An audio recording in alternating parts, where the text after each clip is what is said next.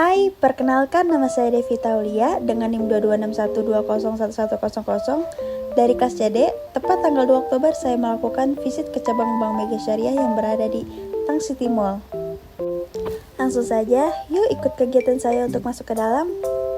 Kalian tahu nggak kalau di Bank Mega Syariah ini udah menjamin LPS? LPS itu lembaga penjamin simpanan atau lembaga yang memiliki peran krusial dalam dunia perbankan. Pemerintah membentuk LPS sebagai penjamin keamanan simpanan nasabah di bank sehingga meningkatkan kepercayaan masyarakat. Perannya juga penting untuk menjaga stabilitas sistem perbankan. Dengan adanya LPS, nasabah dapat lebih tenang menyimpan uangnya di bank karena merasa terlindungi. Lalu, seperti apa tugas dan wewenang yang diberikan kepada LPS? Yuk, simak penjelasan selanjutnya. Apa itu LPS? Lembaga Penjamin Simpanan adalah lembaga independen, transparan, dan akuntabel yang didirikan oleh pemerintah Indonesia untuk melindungi simpanan nasabah di perbankan. Sederhananya, LPS berperan sebagai jaringan pengaman bagi nasabah jika terjadi permasalahan pada bank tempat mereka menyimpan uang. Jadi, jika suatu saat terjadi masalah pada bank tempat kalian menabung, LPS akan membantu mengembalikan uang kalian. Hal tersebut sesuai dengan aturan yang tercantum dalam Undang-Undang Republik Indonesia Nomor 24 Tahun 2004. Dalam undang-undang tersebut disebutkan bahwa LPS bertugas untuk menjaga atau menjamin uang milik nasabah perbankan, baik bank konvensional maupun bank syariah yang beroperasi di Indonesia. Jumlah pembayaran simpanan nasabah yang mendapat penjamin LPS adalah hingga 2 miliar. Sementara itu, jumlah simpanan di atas 2 miliar akan diselesaikan oleh tim likuidasi berdasarkan hasil likuidasi kekayaan bank. Sebelum ada LPS, pemerintah pernah menerapkan kebijakan yang disebut blanket guarantee. Kebijakan ini memang berhasil meningkatkan kepercayaan masyarakat terhadap perbankan setelah krisis ekonomi tahun 1998. Namun, kebijakan ini juga membebani keuangan negara. Karena alasan itulah pemerintah kemudian membentuk LPS. Tujuannya adalah untuk tetap menjaga kepercayaan masyarakat terhadap perbankan, namun dengan cara yang lebih efisien dan tidak membebani keuangan negara. Sekarang kita lanjut ke fungsi. Apa sih fungsi LPS itu? Fungsi LPS yang tertulis dalam Undang-Undang Nomor 24 Tahun 2004 yaitu menjamin keamanan simpanan nasabah dalam bank. Untuk melindungi simpanan nasabah yang memiliki serta mengembalikannya apabila terjadi kegagalan pada bank maupun lembaga keuangan yang terjamin oleh LPS. Nasabah dapat mempercayai lembaga penjamin simpanan untuk menjaga simpanannya apabila terjadi masalah pada bank atau lembaga keuangan yang nasabah gunakan. Lalu, menjaga stabilitas sistem perbankan sesuai dengan kewenangan LPS. LPS juga berperan aktif dalam menjaga stabilitas sistem perbankan nasional dengan melakukan berbagai tindakan preventif dan korektif. LPS berupaya mencegah terjadinya krisis perbankan yang lebih besar. Selain itu, LPS juga mengambil beberapa tindakan untuk membantu bank atau lembaga keuangan yang sedang mengalami kesulitan untuk mengurangi pengaruhnya terhadap sistem keuangan dan melakukan resolusi bank. Jika sebuah bank dinyatakan gagal dan tidak dapat beroperasi lagi, LPS akan melakukan proses resolusi bank.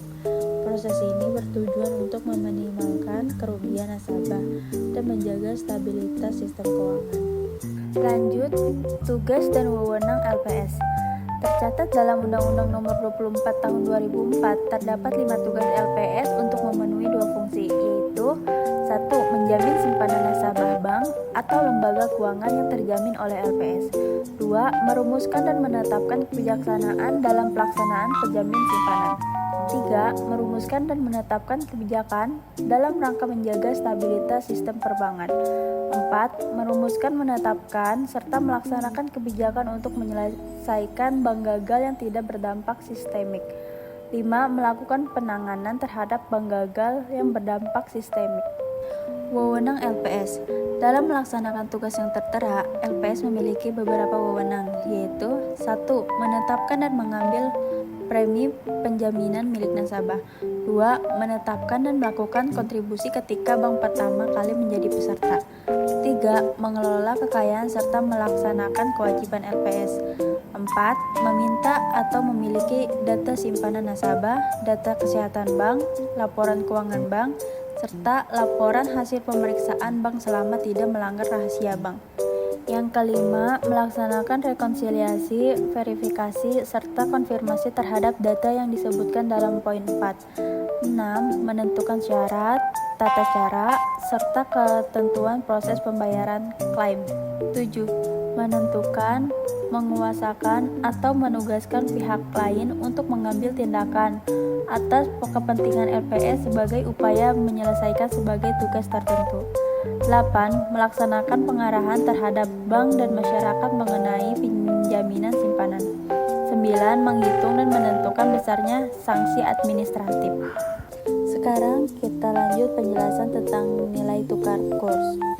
Nilai tukar kurs adalah sebuah perjanjian yang dikenal sebagai nilai tukar mata uang terhadap pembayaran saat kini atau di kemudian hari antara dua mata uang masing-masing negara atau wilayah.